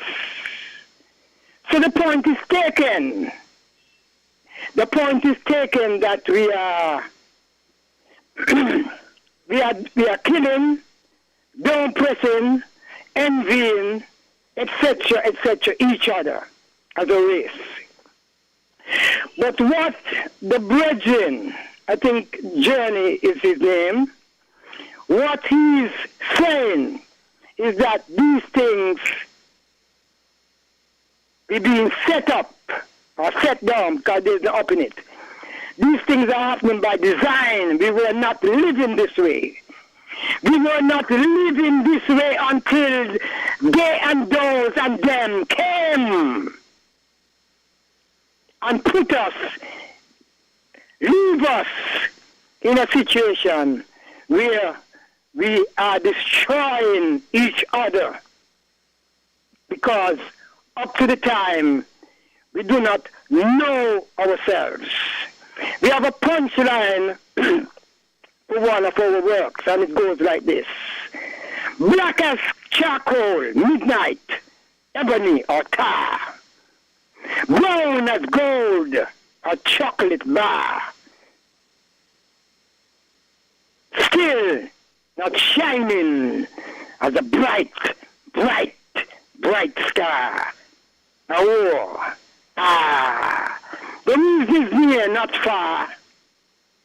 You don't know who you are. Blessed love. Caller, thank you so much for your contribution. We'll take this short break to acknowledge our sponsors for this program. And when we come back, we'll continue the conversation. Okay, before we do that, let us take this quick call. Caller, good afternoon. You're on the air. Yes, good afternoon, Mr. Cornelius. Good afternoon. I've been to your program, and I've been listening to some of those persons who believe that as black people we're always fighting amongst ourselves. And I also listened to your comment where you seem to agree with that. And I would just like to say that, all of that is a very... I'm not picking on anybody, but I'm just going to say that the analysis, as I heard it so far, was fairly simplistic, and it goes much beyond that. We can't just come up and say, our problem is because we're all fighting amongst ourselves. Yes, there is some fighting amongst ourselves, but we have to look at what went before. We have to look at the history. And I've been listening to what's been going on, and I think I can think of just one person who seemed to be getting it as it really is.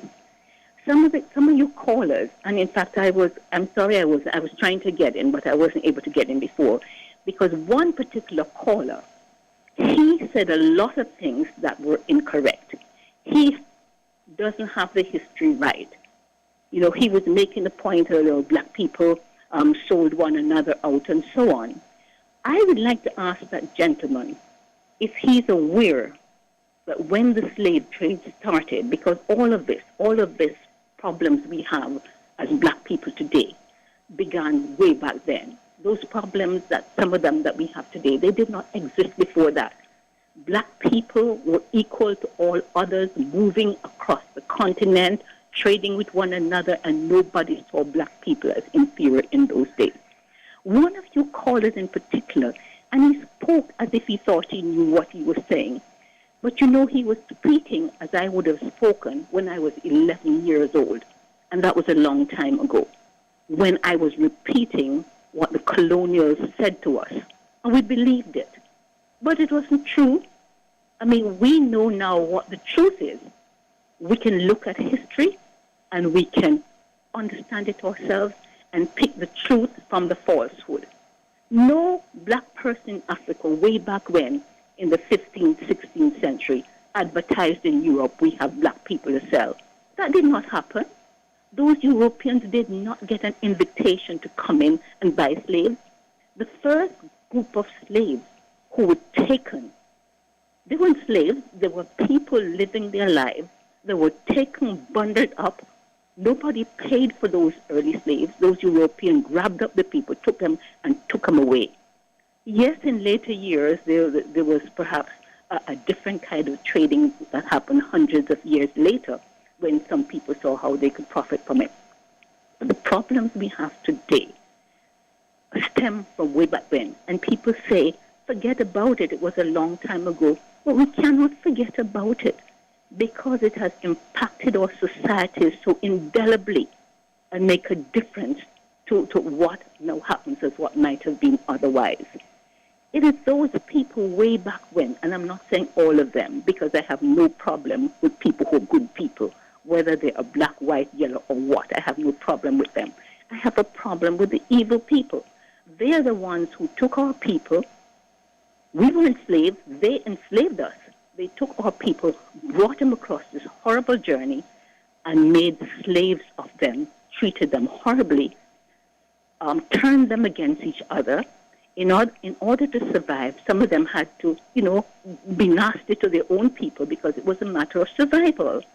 And to this day, we have some of that, where people do these things just to survive or because it's become part of the culture of survival because they're so downtrodden, they cannot help themselves. This is so simplistic, the analysis I heard from some of those people. They haven't read the books, they don't know the history. They heard what some people told them and they believe it. We have to be careful what we listen to, what we believe. We need to go investigate it ourselves and learn the truth. Mr. Cornelius, you there? Yes, I'm listening to you. Yes. Yes. Well, for now, that is what I want to say. Mm-hmm. And this is Black History Month, and I'm surprised that in this month, people who seek to give an opinion do not understand that we need to revise some of what we are saying. We need to be very careful, and we need not to lead people astray. And I honestly find that there are too many people to this day, this is 2021, who are still treating the history as if it was, before independence. What have we learned? What have we discovered for ourselves? It is not good enough. And I find that especially people who have not lived abroad, they believe too much of what they heard when they were children. We need to move on, and we need not to say, yes, we're always in fighting. Yes, there is infighting, and we need to solve that problem. But the problem cannot be solved overnight. It is just too deep. It is just too deep. But those of us who know better, we need to work with those who don't know any better and help us all to move forward, because this is a dog-eat-dog world, not just amongst ourselves. It's a dog-eat-dog world for all of the people out there. And if we're not careful, we will be gobbled up by all of that. Thank you, Mr. Cornelius. I'll keep on listening. Thank you so much, caller, for your contribution to this program. It is 4 minutes past the hour of 4. We'll want to take this short break quickly to acknowledge our sponsors. And when we come back, we'll continue Voices here on WINN FM 98.9. Today is Friday, October 15, 2021. We'll take this break and we will be right back. We're different. We're 98.9. 98.9. WINN FM.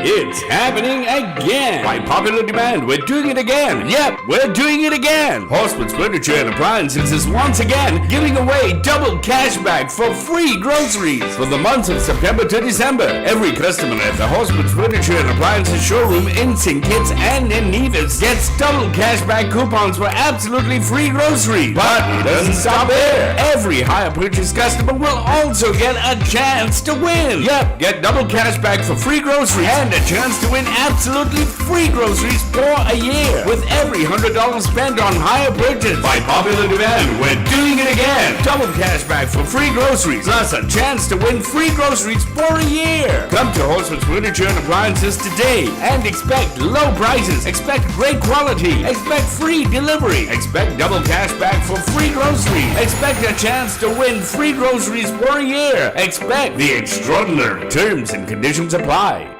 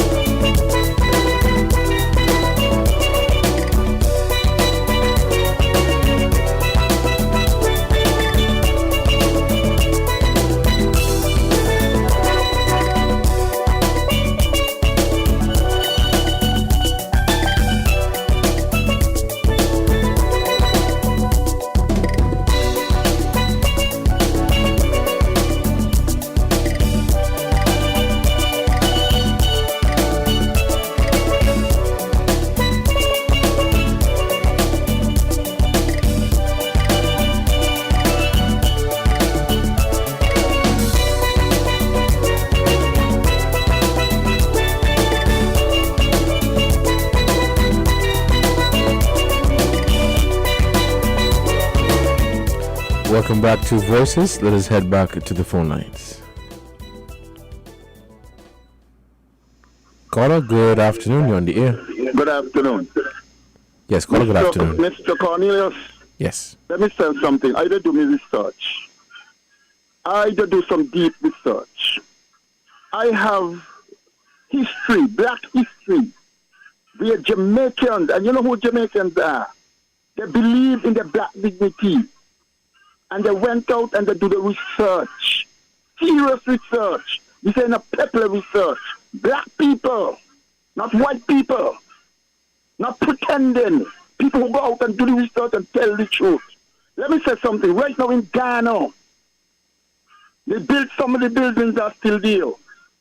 Where they used to, the black government in that day, the black leaders in that day, where they used to store, they used to go out, capture the enemies, and store them in those buildings to sell to the white buyers when they come to Ghana.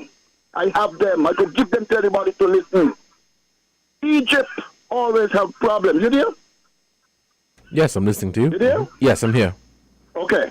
Egypt is an African country. And Egypt always have problems with black people, black slaves. They already have slaves. Slaves there was. Black people there was. You see, what happened to a lot of the black people?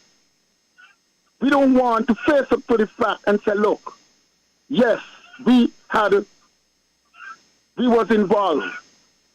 Everything, I tell you the truth. I won't say I respect them, but I don't trust no white man. If he respect me, I give him his respect. If he don't, well, he gonna get it. Right? I am thinking about no white man, but it's the truth. We must face the truth. You see, Marcus Garvey said too, I have a thing with Marcus Garvey. The speech is over 100 years old. So, you see, when they come in and saying this, what they're doing, they're trying to cover up our bad spots. But it's got bad spots. Black people have bad spots. Africa have bad spots. I love Africans, but we must face it. Look at now. Africa should have been United States of Africa. But what caused Africa to be in United States of Africa? Africa got minerals. They have everything that the world wanted. But what happened? Every minute you hear some fighting, some this, some breakaway, some what you call execution. Somebody execute. Look at son executed. He owned fire the other day for power. Power is the problem of us from way back. But we're afraid. Look at today. What is going on? Jamaica, listen to Jamaica news. Every day you hear murders. But who coming out and saying, look, stop. Now the other day, some white police killed some black men in America. We said black life matters. But we are not telling black people that black people's life matters either. Black people's life matters. When a black man take up a black man's life, his life matters. But we're running away from it. Tell me if you ever hear a black activist come out and say, look, enough is enough. Done with it. Stop killing our brothers. Let's live in love. Let's live together. Mm-hmm. What I can say to that is that we are more outraged whenever a white man kills a black man. Good. We're more outraged because we love to cover up. Black people been killing black people for years. White people been killing black people for years. But it's time enough for me to face the truth and talk the truth. Ghana, just the other day, one of Ghana Prime Minister Bill is the present one. He jumped short, but he come out and he tried to apologize to say, well, Ghana was one who captured black people to sell for slaves. He did it. It's on record. So what are you telling me? Huh? You see what they do? Yes, we do research. We find out certain things, but we're afraid to come out. Look, Marcus Garvey have a record where he tell us black people is a problem to we one problem. The one with the ships and the thing where he buy a black man spy on him and the black captain for the ship. He told him how much radio station you don't hear play it? How much black man do play it? They hide it. Because what? We want to point our fingers on the white man and say, well, okay, the white man do everything bad. But the black people pure, we innocent. That is not truth. That is not truth. We must tell the truth. We need to stop fight against each other and let the world know, let the black world know, enough is enough. Stop killing your brother. Simple as that. Thank you. Thank you, caller, for your contribution to this program. The phone lines are still open. We'll still taking your calls here on WINN FM 98.9. The numbers are 466-0989-762 and 662. It is 13 minutes past the hour of 1. Let us head back to the phone lines. Caller, good afternoon. You're on the air. Yes, Cornelius. I want to state this. Before we were invaded, there was nothing to us as black people. We didn't see ourselves as black people. We see ourselves as human. We were human in each other's eye. Let me repeat that. Before we were invaded, we never saw ourselves as black people. We saw ourselves as human. Until, again, the white man came, then is when we saw ourselves as black. Because what? They told us everything that is black relates to the devil. Everything that is white relates to angels. Yes, Cornelius, we are divided. We are killing ourselves, but it is by design. It is by design. The caller mentioned that Africa is rich. Who gave us this richness? The Most High gave his chosen people. And he said, if anyone can number the sand on the seashore or the stars in the heaven, then your race can be numbered. That is us, Cornelius. We are sitting on a gold mine, a bank that the West is robbing today and not being held accountable. It is their survival. Yes, they are keeping us poor. The caller also mentioned Boko Haram. Does he know that Africa does not manufacture weapons? Yet the rebels in Boko Haram, who gave them these weapons? France. Why? France have satellites over the continent of Africa that can pinpoint the minerals. And then he comes in and gives Boko Haram weapons and says, go and chop off a few heads. And they go. Then they come in, those people who are living on those mines, those gold mines, they scatter. Then they come in and they do the illegal mining. Cornelius, this is deep. And let me appreciate the lady and Ras Eli. My name is Journey. Because I am not here to mislead. I am here to unite and cause awareness to our people that we need to unite. Things have happened. It happened down here with us, Cornelius. There was a time under the former Prime Minister, our people were dying by the 20s a year, the 25, the 30s a year. Now, he said he's been doing his research, but we never hear his voice. Cornelius, I just started since the pandemic. I am still out of work to today. It's like my job is to write a resume right now. But I work in the hotel industry here in St Kitts. And every day I go across the patio and I see all those people in the pool. I used to have conversation with my colleagues. I said, guys, when are we going to see a hotel with all blacks in it and a resort enjoying ourselves to cheat the heat? Today it's so hot right now, Cornelius. You know, these are conversations because something. And yes, there is truth in the Bible, but we need to see the truth that is playing out in our narrative because they conquer us and they now write our story. Well, they're not telling us the truth. What we're reading in the Bible is their narrative. We need to see behind the truth now, Cornelius. 2021, we're seeing things with 2020 vision. And yes, the scripture tells us that what was hidden from the wise and prudent, Mrs. Henry, it is now revealed unto babes. Now, however you choose to interpret this, and I cannot bring everything to the fore, Cornelius, because I am learning. But to the caller who said he does his research too, why we weren't hearing from him when he was researching? I just started since the pandemic. Thank you for hearing me. And thank you for your contribution to this program. The phone lines are still open and we are still taking your calls here on WINN FM 98.9. Very interesting conversation. and I'm just using the opportunity to listen and listen to the arguments that are being put forward by the callers. Let us head back to the phone lines. We'll take some more calls. Caller, good afternoon. You're on the air. Yes, good afternoon, Mr. Cornelius. I called a little earlier, and I just had to call back because I want to commend the fellow who just finished speaking. I think he said his name is Journey.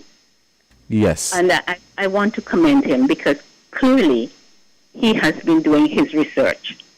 And it's very important that when we do our research, we share the information, the new information with people. Because if we don't share it, then that which existed before will continue to be spread all around and people will continue to be misled. So I want to commend that man. He raised an important point. He spoke about Africa being so rich. So rich. It's a very wealthy continent. And I say continent because it's not just one country. Africa is made up of many, many countries, more countries than the various states of the United States of America. And the people out there, the Europeans and the other people, they know about the wealth of this land. And they would like to get their hand upon this wealth. And therefore, it is in their interest to cause as much confusion in the land and people in order to be able to do what they want to do. And, I just say that because the caller mentioned that as well. Right. And sometimes when you hear of these revolutions and these uprisings, these are caused by mercenaries and people who have been sent there deliberately to cause chaos so that these countries will not prosper. Way back in, I think it was like in the 50s, Nigeria and Ghana were moving very rapidly towards development. But the powers that be elsewhere did all their best to take them down so that they would not be in competition with some of the established other countries of the world. So I just want to say that because like the other fellow who called in, I'm also a student of history. I call myself a student of history because I've been studying this stuff since I was like 11, 12 years old. And I don't give it up. I mean, that's not my discipline. I'm in another kind of discipline, but that's my sideline. So I know about it. I know a great deal about it. And a lot of people in this country are misled and misunderstanding what really goes on. Black people were a proud bunch of people who did not see themselves as black way back then, as the gentleman said. We were just people, like all the other peoples of the world, contributing and making good of our lives and the lives of other people. Of course, there were skirmishes from time to time. One group would have a problem with another group. As in any other society, people will fight and they get over it and get back to living. But this problem really started when those people came into those countries, took the people up, enslaved them, and the whole world changed after. And thereafter, our people were seen as different people because we were enslaved for so long. I thank you. Caller, thank you so much for your addition to this program. We want to acknowledge our sponsors again for this program, and when we come back, we'll continue the conversation here on Voices.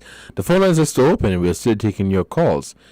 The numbers are 466-0989, 762-0989, and 662-0989. Before we take this break, let us take this caller. Caller, good afternoon. You're on the air. Greetings again. Thanks for taking the call. We're not dealing with no fantasy, We're dealing with real things, Do a lot of people see it as far-fetched. Have you ever heard about the CIA involvement in Jamaica? Dealing with their system? Have you ever heard of that? I mean, these people do these things. And they have their reason for doing these things. They create confusion on the continent of Africa continually to gain access to whatever. They do these things. They're not saying, as the physician said, that all of them is the same. But there is ones and ones who are part of the white supremacists, whatever, and have their plans, and they just carry out their plans right in front of our eyes. What we have got to reach in terms of a currency that is beyond the US dollar, and watch how they're killing in front of our eyes. I mean, you raise the point that we are more outraged, and the other brethren said that too. We're not speaking the truth. We are more outraged when a white man kills a black man. No, that is not so. That is not so. Why you say that? It makes, why you said what you said? Let me listen to you first. When we look at the news, when we look at social media, when we listen to our brothers and sisters, when we hear of stories of white people killing black people, we are very vocal on it, whether it be on local radio stations, whether it be on social media, or just generally in the public. We are very vocal on white people killing black people. For instance, when the officer Chauvin, I think his name is, killed the guy Floyd. Yes. Majority of people in St Kitts and Nevis were very vocal on it. But when we have murders here in St Kitts and Nevis, black killing black, we don't say a thing. You finish? Yeah, go ahead. Okay. The media have a lot to do with that. How so? And it doesn't mean that people are not enraged about black-on-black violence and murders. It doesn't mean that. There is a murder is a murder. A loss of life is a loss of life. And although it may seem so to you and others, the naked truth be told, that is not so. That is not so. And the evidence of revenge. You know how much revenge killing goes on around us in our black communities. So what are you? I'm just trying. Listen. Yeah, just trying to understand. I'm not clear on what you're saying. The point I am making is we are equally enraged, but we deal with situations differently. Do not say we are not enraged when a black kill a black. No, that is not the truth. We are equally enraged and we flex differently with the situation. That's just it. But we are equally enraged because a black life was taken. It plays out in those society, as I say, white and black, because we know the situation, the racist situation in America where black people is. We don't have that situation in our moods with mix up with white and black. It's only when tourists boat in, we see. You understand? So we have our brothers and sisters living in America among white people and all other kind of people. Right. So them going through daily in that nation pot. See? Right. So what you're saying, our what we do to respond to that is to retaliate. No, that is one of the response. But that is sadder. That is sad. That is one of the response.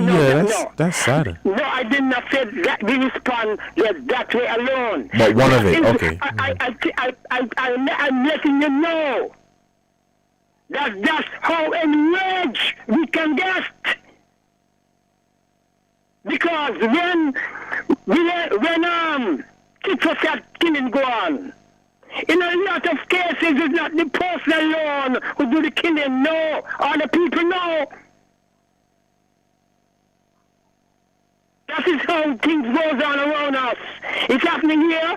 It's happening in other Caribbean islands. So don't say we are not enraged when a black kill a black. We are very much enraged. Right. But Carter, what I'm trying to say, right? You're saying that one of the ways that we would